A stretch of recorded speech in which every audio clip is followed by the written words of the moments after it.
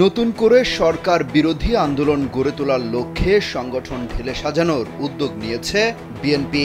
এ লক্ষ্যে সাংগঠনিক কঠোর অবস্থান গ্রহণ করেছে দলটির হাইকমান্ড। এই প্রক্রিয়ায় বিগত আন্দোলনে রাজপথে প্রত্যাশিত ভূমিকা রাখতে না পারা দলের অঙ্গ সহযোগী সংগঠন কিংবা গুরুত্বপূর্ণ নেতা কেউই ছাড় পাবে না।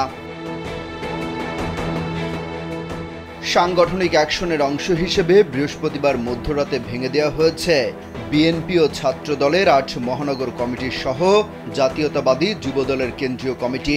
সেই ধারাবাহিকতায় শনিবার দলের নির্বাহী কমিটি এবং চেয়ারপারসনের উপদেষ্টা কাউন্সিলে ব্যাপক পরিবর্তন আনা হয়েছে। সেলফিন অ্যাপে দেশ বিদেশের যে কোনো জায়গা থেকে অ্যাকাউন্ট খুলতে পারবেন কোনো ঝামেলা ছাড়াই। সেলফিন, আগামীর ব্যাংকিং। ৪৫ নেতাকে নানা পদে দায়িত্ব দেওয়া হয়েছে। একই সঙ্গে কূটনৈতিক ব্যর্থতা কাটাতে দলের আন্তর্জাতিক সম্পর্ক বিষয়ক কমিটির বদলে গঠন করা হয়েছে নতুন দুটি কমিটি। বিভিন্ন পর্যায়ে এই রদবদল কাউন্সিল ছাড়াই দল পুনর্গঠন বিএনপির একটি বড় পদক্ষেপ।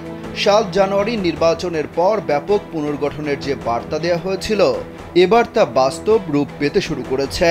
এই রদবদলকে সংগঠনে বিগত আন্দোলন ব্যর্থতার প্রভাব হিসেবে দেখছেন অনেকে।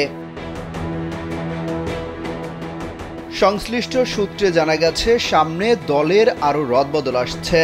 শূন্য পদ পূরণ সহ স্থায়ী কমিটি থেকে শুরু করে নির্বাহী কমিটির সহ সম্পাদক পদ পর্যন্ত এই পরিবর্তন আনা হবে। সেক্ষেত্রে স্থায়ী কমিটির ২-১ জনকে চেয়ারপারসনের উপদেষ্টা কাউন্সিলে নেওয়া হতে পারে। সব মিলিয়ে ২ শতাধিক পদে আসতে পারে রদবদল। জানতে চাওয়া হলে বিএনপির স্থায়ী কমিটির সদস্য গয়েশ্বরচন্দ্র রায় কালবেলাকে বলেন, কমিটি গঠন পুনর্গঠন একটি চলমান প্রক্রিয়া। সাংগঠনিক প্রয়োজনেই দলে বিভিন্ন সময় শূন্য পদ পূরণ, ছোটখাটো রদবদল করা হয়। এবারও সেটা করা হয়েছে। সাংগঠনিকভাবে এতে দলের ভালোই হবে। এতে করে আগামীতে সংগঠন আরও সুসংহত, শক্তিশালী হবে।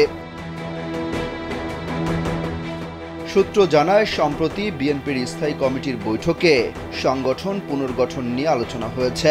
পুনর্গঠন নিয়ে দলের সিদ্ধান্ত অনুযায়ী জেলা ও মহানগর পর্যায়ে সংগঠনের সব নেতৃত্বই পাল্টে ফেলা হবে। ঈদের পর গাজীপুর সহ বেশ কয়েকটি সাংগঠনিক জেলা কমিটি বিলুপ্ত করা হতে পারে। পরে ধাপে ধাপে এই প্রক্রিয়া সম্পন্ন করা হবে। অমিত হাসান রবিন, কালবেলা।